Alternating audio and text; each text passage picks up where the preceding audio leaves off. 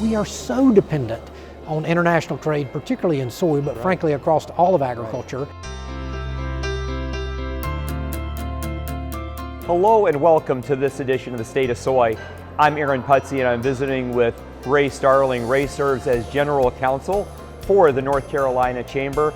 Also was the Chief of Staff for former USDA Secretary Sonny Perdue, and that's just to start with, Ray. So I'm glad we've had a chance to catch up here because you travel the country and you speak to how agriculture is feeling different right now. Explain. Well, I think we often think about markets in agriculture, and markets matter, but what is driving those markets is sentiment, right? And part of what's driving those markets is public policy, which is driven by sentiment. So what I try to do when I'm out in the field is try to explain to people there are cultural differences in the moment that we are in today compared to the way people thought about trade and opportunity in agriculture 10 or 15 years ago. There is literally a changed consensus, I think, in the U.S., both on the left and the right, around trade as a tool to help most people. There's a group of our society, there's a group of folks in our economy that don't feel like international trade has made their situation better. In fact, it has been the culprit which has come and taken my job or taken my opportunity in the marketplace. So it's a good example, if you will, of the sentiment, and we are so dependent on international trade, particularly in soy, but frankly across all of agriculture. And so I think we've got to understand, how do we talk about this in a way, how do we lobby about this in a way, how do we educate in a way that allows us to have access to the international markets that we have while being sensitive to this cultural moment that we're in, that people are questioning the things that we're doing as an industry. So for soybeans, when you talk about the kind of impasse that's happening in terms of global trade, where do you see this going? I mean, we've seen some return from China into the marketplace, not near what they used to be. So how is this impacting the soybean farmer, given how dependent we are on trade? That's exactly right. I mean, you would be living under a rock if you did not believe that Trump is going to continue to be unpredictable. He's going to continue to kind of cajole international markets, not just on the trade front, but to effectuate other purposes, right? I mean, part of what I think the Trump doctrine will end up being is we used trade as a tool to generate other actions.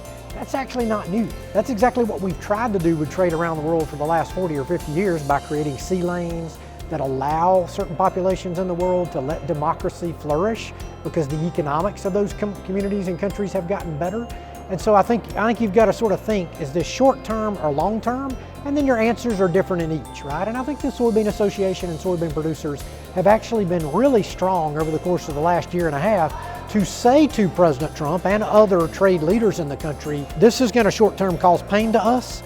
We would rather not have subsidies from the federal government to fix that. We want long-term trade opportunities. Some organizations and some commodities have been scared to jump in on that conversation.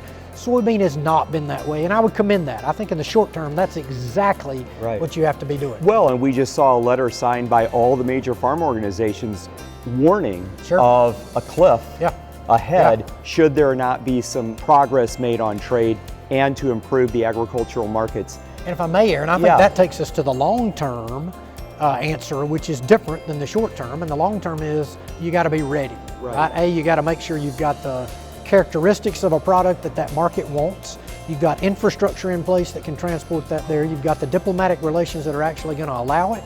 And some of that comes from farmers talking to farmers, right? Or farmers talking to foreign governments. Right. You all do a great job of that. Probably the most sophisticated of any commodity group in the country, frankly, in terms of trying to be ready to jump when the opportunity presents itself.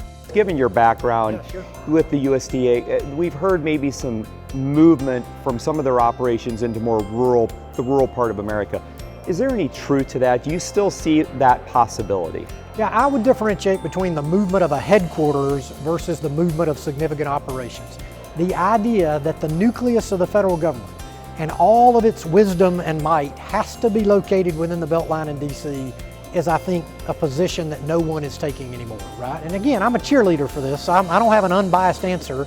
I served as special assistant to the president in the first administration for agriculture and then that role at USDA, and we did some of this. We saw an opportunity to put part of the operations of USDA outside of DC. From a practical cost perspective, it makes more sense. And remember, you're paying those folks federal retirement until they pass away. So the idea that you might could bring some of that income down and not have to invest so much in that is a long-term saving for the taxpayer.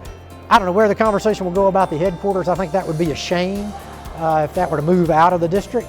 But I definitely think there's an easy case to be made that there are parts of the country that will be more hospitable to USDA staff and leadership than maybe the Beltline is today. And I think during times like this, when we can get the people who affect the policy, affect the trade of agriculture a little bit closer to where all of that production is happening, That's exactly right. That may not be a bad thing either. Reporting for this edition of the State of Soy, I'm Aaron Putsey.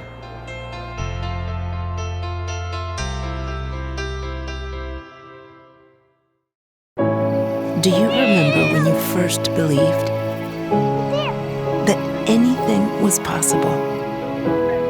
Do you remember when you had doubt? Obstacles you couldn't overcome? Do you remember when you pushed through the pain and refused to quit? Remember, He created you for this.